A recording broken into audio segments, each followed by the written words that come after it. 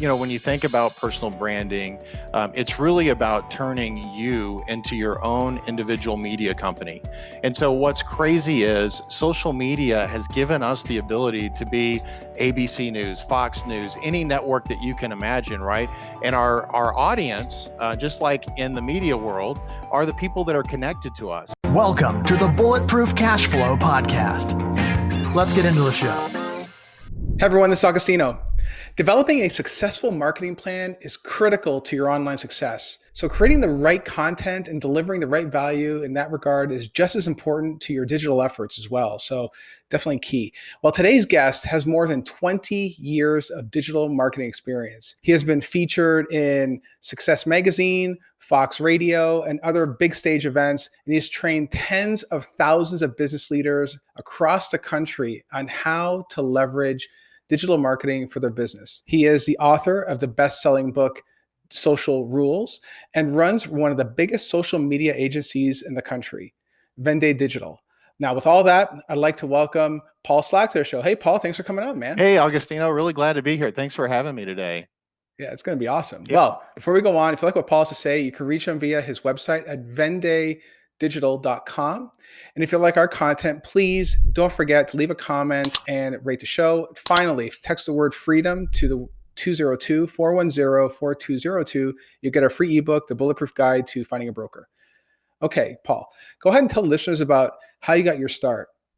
Well, it actually started a long time ago. I got into selling in technology back in the 90s. And, as the 90s were evolving, we had this little thing called the internet boom. And I might be dating myself to some of the folks that are listening in today, but the internet didn't really exist in the early 90s, but was quite a big deal in the late 90s. And as I was involved in technology, I really saw that the internet was going to just change the way that the world marketed and the world communicated. And so I kind of got out of the technology space and started running around telling businesses and business owners, hey, you need to get a website. You need to start thinking about the internet.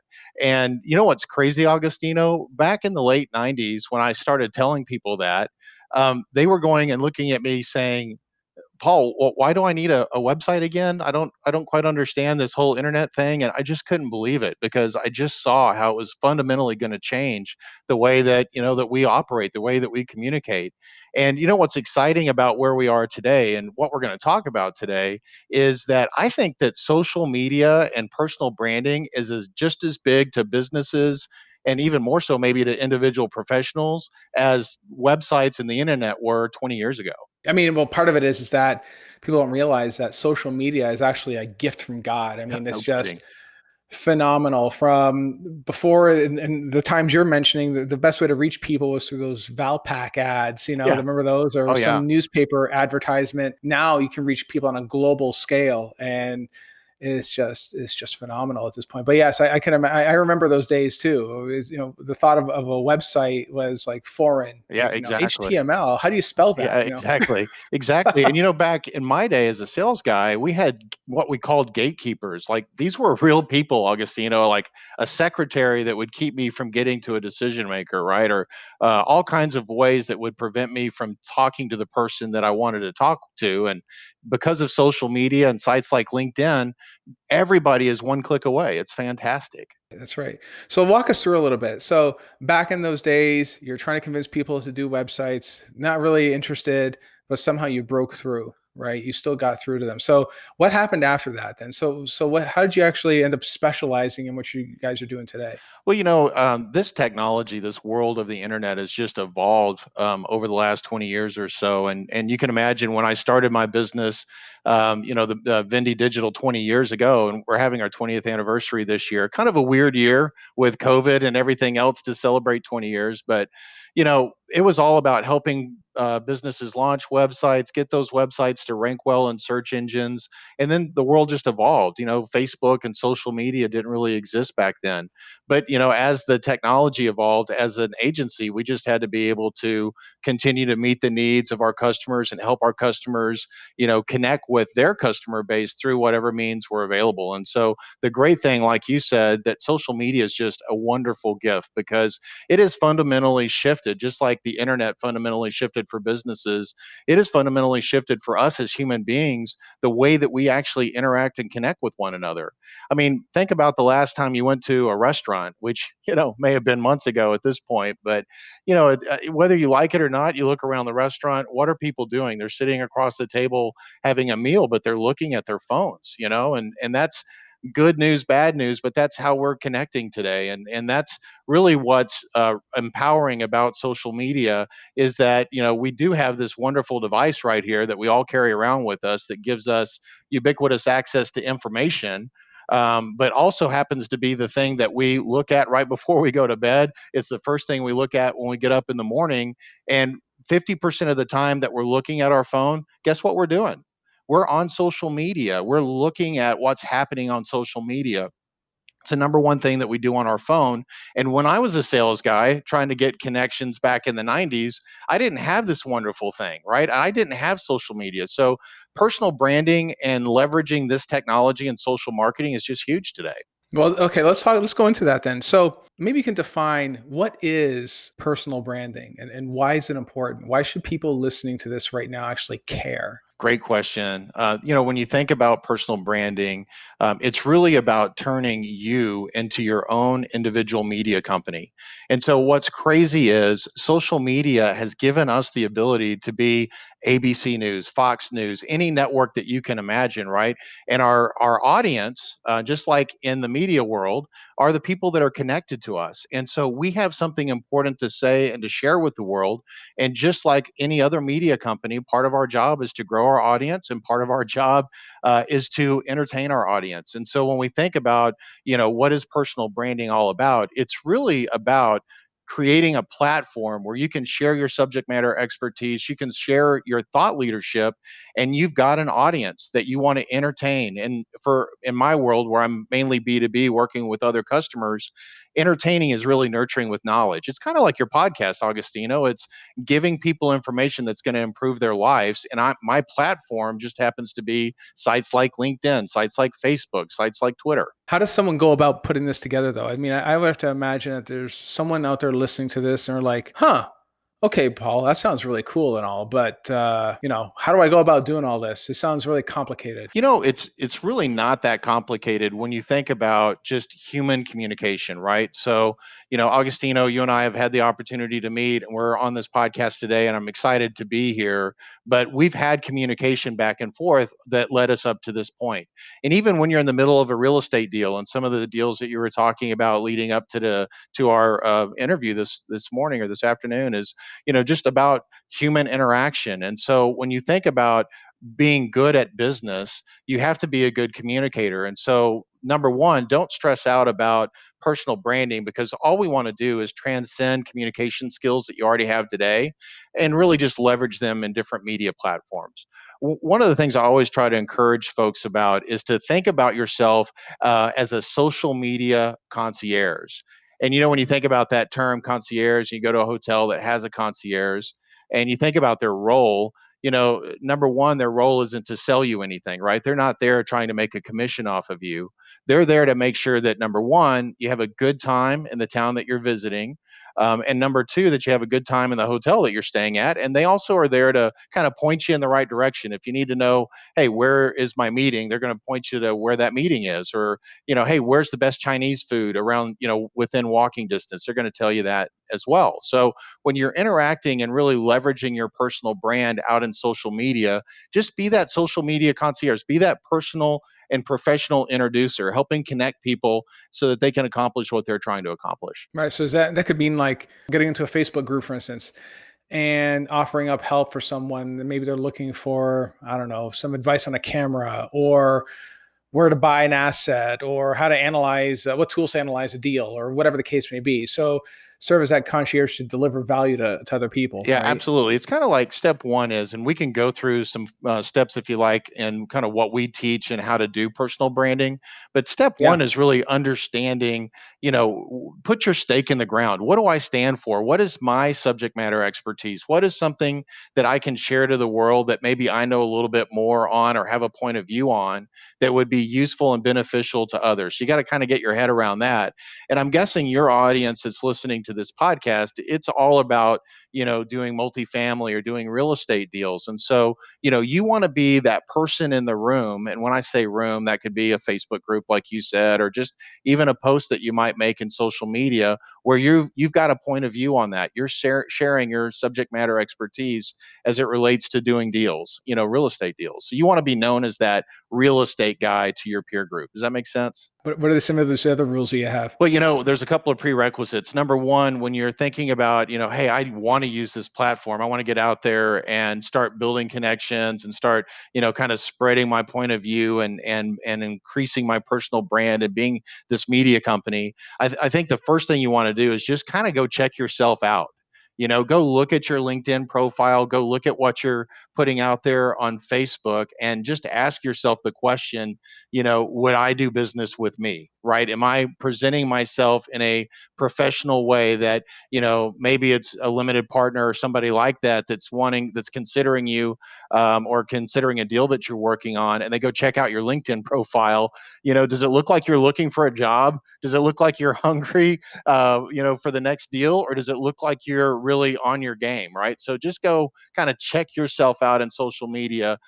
Make sure that you're looking, putting your best foot forward. Make sure that you've got a plan, just plan out, make sure that, 30, 40 minutes a week, you're kind of blocking off some time to engage in social media.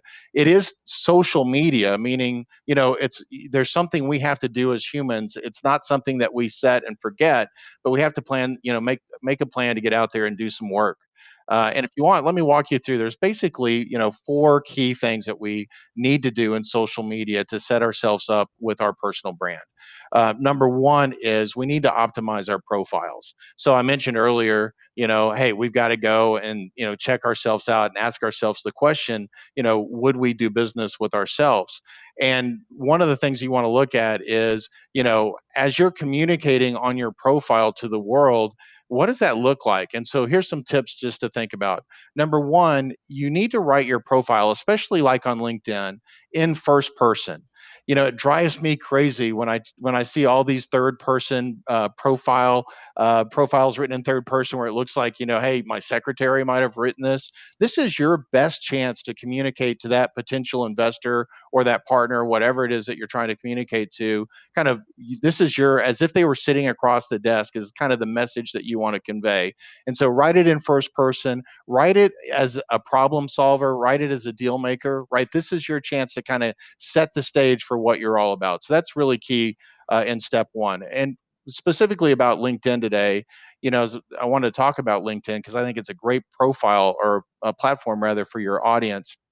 There are so many great tools that LinkedIn makes available, that they can leverage. Like, for example, I don't know if your audience realizes, but you can upload multimedia into your profile. Like, you can have videos on your profile, you can have brochures on your profile. There's all kinds of things that you can do to really kind of enlighten your profile and enlighten that potential, partner or customer with you on your profile. So make sure you do that. Write it in first person and really take advantage of that first piece of real estate that they might check into. Yeah, Number two is just really about building connections. I mean, I'm guessing in your world, building connections, it's all about who you know, right? 100%. Yeah. So in the world of social media, Augustino, we want to be out there, building connections with just about everybody that we meet. And I would connect with just about anybody that you can in social media, especially in LinkedIn. Every time you meet somebody in the real world, whether that's at a church function or a networking function or a business function, I would go back to your office and immediately look those folks up in social media and send out a connection request, because it's not just about connecting with them, it's also about who they're connected with. And then when we get to some of the other steps a little bit later on, as you start sharing content out there and your point of view, it's those connections that are going to see it first. And if they like and share what you're saying in social media, then their connections are going to start seeing that, as well. And then, I would highly encourage, those of you that are interested in doing personal branding on LinkedIn, is to take advantage of their search function. I mean, LinkedIn is a search engine, just like Google is a search engine, just like YouTube is a search engine. But the beautiful thing about LinkedIn is it's a search engine of prospects. It's a search engine of people that we want to do business with, right? So let's go do searches and find the ideal prospect and let's reach out and connect with them. I'm the CEO of a digital agency that has 10 full-time employees, and I still spend time every single week looking for my ideal potential customer and doing searches in LinkedIn and reaching out and making connections with them. Another thing that you can do in LinkedIn that's very helpful is you can actually export your email list, like right out of your Gmail or whatever email account that you have, your contacts. You can also take your CRM list and you can upload that into LinkedIn. And if they find a match, they'll send an invitation request out on your behalf. So there's lots of Oh, ways to wow. build connections on LinkedIn. It's really important that you do. That's actually a good tip right there because that's something you can actually grab and use and blow up your connections because the more connections that you establish, Absolutely. the bigger your reach is. And especially on LinkedIn, because I don't believe there's any cap, right? Like unlike Facebook, I think the cap is like 5,000, I believe, 5,000 friends. Yeah, there is no, I'm sure there is, but it is way out there that I don't even know what it is. Like I have over 11,000 connections on my LinkedIn account and growing. And I'm proud of it because one thing that I say all the time is your network is your net worth, right? So the more people that I'm connected to, the more opportunities I have to communicate to the world, like I said, my point of view and how I can help others, and I'm sure your audience will want to do the same thing. Yeah. So once you've got a really good optimized profile and you've been building connections, the next thing that you want to do is really start engaging in social media. So actually putting in the work, right? Logging into LinkedIn or logging into Twitter or Facebook or whatever, and actually engaging with others. And so there's a few rules here that I'd like to share with you or thoughts. Number one, as you're reaching out and connecting with potential customers or partners, and they actually accept your connection request, one of the easiest things you can do from an engagement perspective is just say thanks. Just, hey, you reach out and connect. Augustino, I'd like to connect with you. You connect back. I go over to your profile. I check out what you're doing. I see what part of the world you're in, or look for some common ground. And I'll send you a message and say, hey, man, thanks for connecting. I love your podcast. Something that's going to build some common ground, right? The other thing that you want to do when you're in thinking about engaging with others is if they're doing their job, those that you're wanting to engage with, they're going to be posting stuff in social media too. So it's a wonderful opportunity for you to go see what they're posting and like, comment, and share their content. If you want to get attention of somebody really fast, go find their content and share or comment on it. Because I promise you, all of us have a little vain streak in us, don't we? And so when we share something on LinkedIn, aren't we going back frequently and just saying, man, how many likes did I get? Did anybody share that? And so it's a great way of just getting the attention of the folks that you're trying to get attention with. And then, LinkedIn has a direct message feature. So does Twitter, so does Facebook. You can treat those direct message features just like just like email. And I do all the time because what I've found is there are certain people in the world that you're going to get a response from or get a reaction from a lot faster in direct messaging within a social profile than actually sending them an email when you think about all the junk mail that everybody's getting today. So definitely take advantage of that. Another thing that you can do is really just tag people. So if you're posting something and Augustino, I want your to get your attention, I might post a comment and tag you in and say, Augustino, I'd love your point of view on this. And then when you log into LinkedIn, you're going to see that I tagged you in that post, and then you're going to be kind of encouraged to give me your point of view. So those are all just really good engagement tips. And one of the things I love about LinkedIn is the green dot. Do you know what I mean when I say the green dot, Augustino? That's when they're online, right? Exactly. So how beautiful is it? You can't do this in your email to know, oh my gosh, that person's at their computer in LinkedIn right now. Let's strike up a conversation. So, we want to have an optimized profile. We want to build community, which is building connections. And then we want to engage with others, which is what we've been talking about. And then the last thing, really a step four in the process, Augustino, is really the most powerful one, and that is sharing content. I Mm. can't tell you. The last stats that I saw, it's like less than 5% of the profiles on LinkedIn or the people that are on LinkedIn actually share anything. So think about that. We've got over 500,000 people out there on LinkedIn today. Most of them are thinking that LinkedIn's just a place to host their digital resume, but very few people are sharing their point of view. Well, LinkedIn is dying for that content. I mean, that's what feeds the feed when you log in. It's all the posts that everybody else made. And so there's this just wild, wild west, tremendous opportunity for all of us to start sharing our posts on social media, especially LinkedIn. The organic reach on LinkedIn is unbelievable today. It's kind of like where Facebook was 5 or 10 years ago. When you post something as an individual on LinkedIn, a huge amount of people are going to see that you don't have to pay for. And so I would just encourage everybody listening today to get out there and start sharing content. A question that we get a lot is, or that I get a lot is, well, what do you share? And I'm going to date myself here a little bit, Augustino. I don't know if everybody will get this analogy, but let me ask you a question. Did you ever make a mixtape for a girl that you were into when you were in high school? Did you ever do that? I know what you're talking about, but that never happened. Well, so I'm 53 years old. I have no idea how old you are, Augustino, but when I was in high school, if you were into a girl, or if you're a girl and into a guy, you would actually create a mixtape and you'd give it to them. And in order Right. to do that, you'd have to think about, well, gosh, what kind of music are they into, right? Are they into Rush? Or are they into something else? Duran Duran. I'm really dating myself here, but you'd have to think about that, right? And so the point is, when you're thinking about what to share in social media, the whole idea is it's about your audience, right? It goes back to us being a media company. So really spend some time and think about, well, all these people that are connected to me, what are the things that they care about that I know something about that I can share? And really make it about them. And I would say post pretty frequently. I post, this is more than you probably need to, but 2 to 3 times a day on LinkedIn. But if you'll post 3 to 4 times a week, that's a real good starting point, and that's going to help you stay top of mind in what I call nurture with knowledge. So, make sure that you're posting content on a fairly regular basis.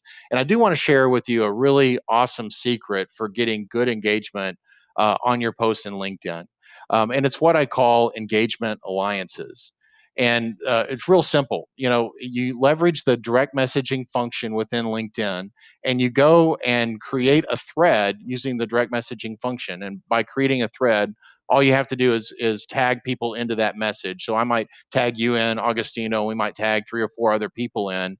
And once you have more than one person tagged into that message, you can actually name that message, and it becomes a thread in your direct messages.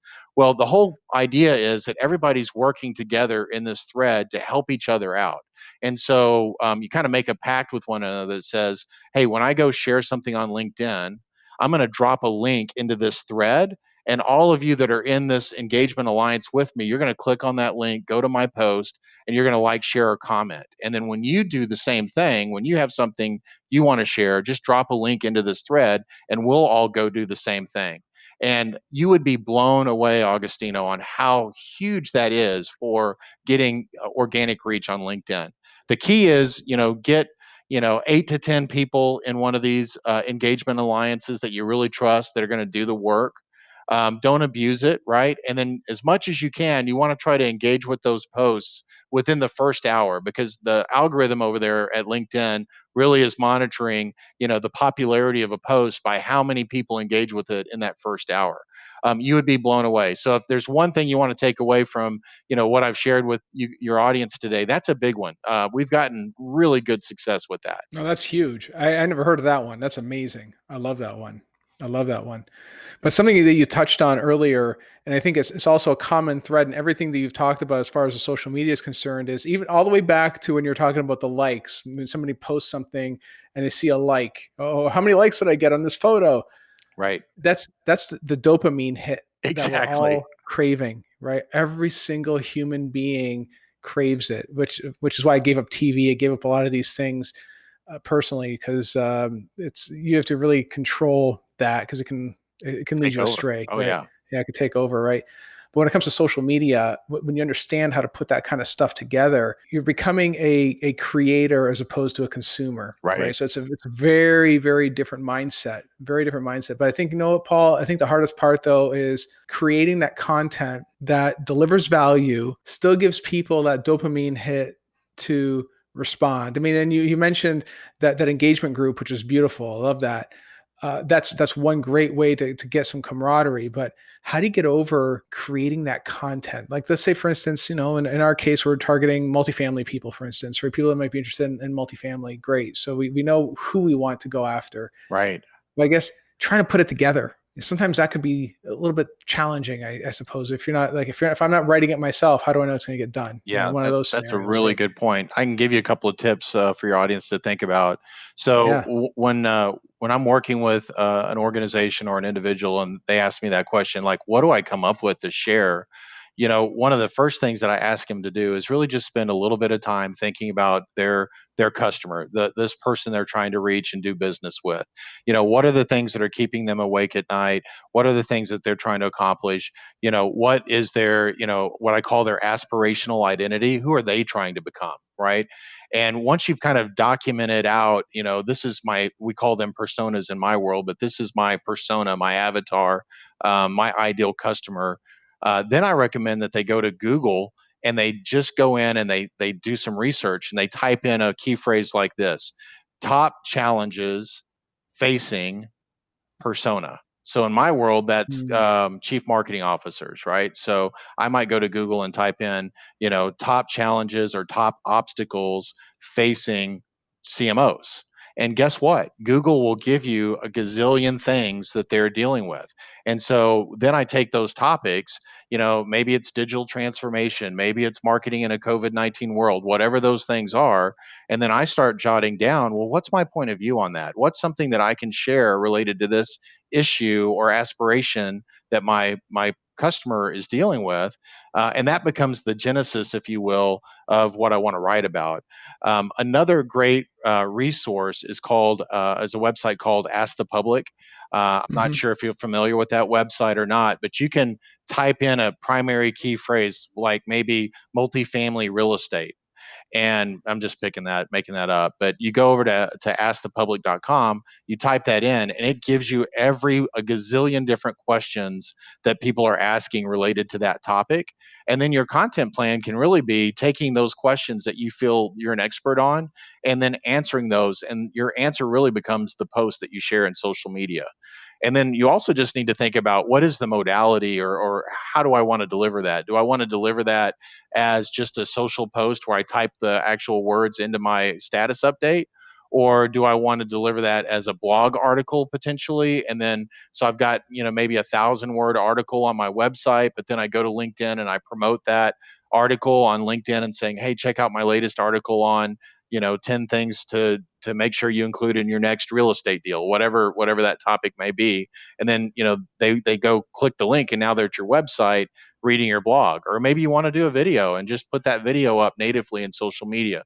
But the idea is the modality doesn't matter nearly as much as understanding that customer who you're trying to do business with and what's keeping them awake at night, or who are they trying to become and how can you help them get there, and then your point of view on those things. Excellent. So now, as far as creating it is concerned, then, so do you have any sources, any other places you might go to actually get it all done? So that's a great question. Obviously, there's agencies out there like Vende Digital that can help with those things. So, and there's Upwork, there's, a Fiverr.com. There's a lot of places that you can go to. You can even go to LinkedIn and find resources to help you. And, depends on your budget. If you want to completely outsource something like this, going to an agency is very valuable because, you take an agency like Vende Digital, we'll figure the whole thing out, right? We have a whole methodology and framework that we walk our clients through. We figure out who their personas are, what they should be talking about in social, and then we create all the content for them. But we're expensive, relative to somebody just trying to do that on their own. I wouldn't necessarily recommend that as a day one kind of tactic. But you can certainly go to, Upwork, and if you haven't heard of that site before, it's just a place where you can find freelancers, type in what you're trying to accomplish, and there's lots of resources out there that can help you for not a lot of dollars. Right. There's also iWriters, another one Yep, that's a too, that great they one. can do that too. Yeah. Yeah. Yeah. Yeah. So, okay. Well, excellent. Well, how do you see the next 5 years playing out for your business? The next 5 years, if you just think about the internet, right? We talked about how I got started back in the '90s, and here we are in 2020. it's continuing to evolve. I think artificial intelligence and a lot of other things, machine learning and things like that, are going to come into play. But here's a fundamental truth that will never change, and that is that people do business with people, right? There's always going to be this need for human interaction, even if it's a digital form of human interaction. And so, where I see our industry heading is just continuing to help businesses and help individuals grow their sales, grow their business, become more successful using whatever digital platforms are out there to help them connect human to human with their buyers. And so, I mean, really, it's funny because when we got into this business 20 years ago, Facebook didn't exist, LinkedIn didn't exist, and here we are, talking about and are experts in those fields today. We just have to go where the industry goes. And so, humans are always going to want to connect with humans, and we're going to be there helping them to do that. Also, I don't know if this would be a benefit to your audience, but we have a whole social selling course, which is all about personal branding.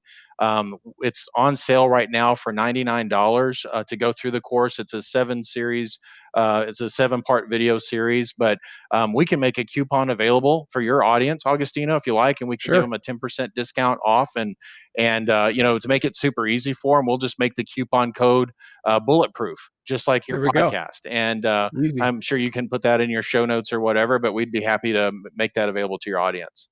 Yeah, I love it. Hey, I'm always big on getting education, especially when it comes to the personal branding stuff. This is one of those things you just can't go wrong. It's a must. It's an absolute must, especially if you want to raise money, try to get access to deals. It makes it a lot easier to do both things if they already know you before you walk in the door, right? Yeah, absolutely. Yeah, absolutely. Guys, if you want to reach out to Paul, go ahead and check out his website, vendedigital.com.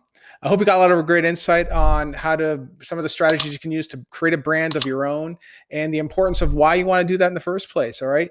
Thank you very much for tuning in, and I'll see you on the next episode. Thank you for listening. We hope you enjoyed the Bulletproof Cashflow podcast.